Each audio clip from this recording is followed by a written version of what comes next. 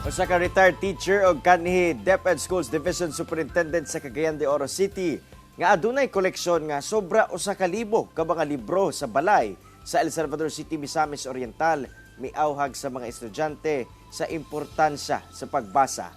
Ato siyang ilailahon sa report ni James Paulo Yap. Meet Dr. Isabelita Bores, usa ka retired teacher ug kanhi DepEd Division Superintendent sa 5 ka rehiyon sa nasod. Lakip na ang Cagayan de Oro City sa Region 10. Nagserbisyo siya sa DepEd sugod tuig 1982 ug miretiro niadtong tuig 2021. Sulod sa 41 ka tuig, ubay-ubay ka mga memorabilia sa iyang pagpanerbisyo ang iyang nakolekta. Lakip na ang sobra usa ka libo nga mga libro nga iya gyud kunong giusa-usa og basa. Sukad bata pa siya, mahiligo na gyud kuno siya sa pagbasa og libro. Fast thinking is because of fast reading. I could imagine a day if I could not read. Parang hindi ko yan nagagawa. I read daily. No matter.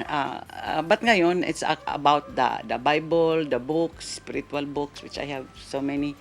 And then, in fact, I was able to review for the 3rd time. Tungod sa kadaghan sa iyang mga libro ug souvenirs, dili na kuno masigo sa iyang balay. Busa, nagpatukod siya og 2 andana nga balay sa El Salvador City nga gitawag niya og retirement museum, kundi nakabutang ang halos tanan niyang mga libro. Abli kini alang sa tanang mga estudyante nga gustong musuroy og magbasa sab sa iyang mga libro, ilabi pa nga nakasinati kuno karon ang nasod og reading poverty human sa pandemya. We call it poverty.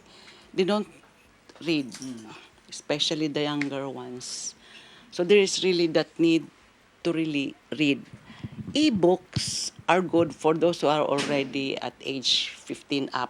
But for beginning reading, the e-books would not help because it is actually in concretization of the alphabets. Sa panahon sa digital age, matud niya, daw gikalimtan na sa mga estudyante ang importansya sa pagbasa. Apan sumala niya, magpadayon gihapon siya sa pagpahinumdum sa kabataan sa importansya sa pagbasa. It does not matter if people now will not appreciate, but I just would like to keep on introducing the value of reading. It's good to read. Kauban si Jaybert Pairat sa kamera. Ako si James Paulo Yap para sa At Home with GMA Regional TV.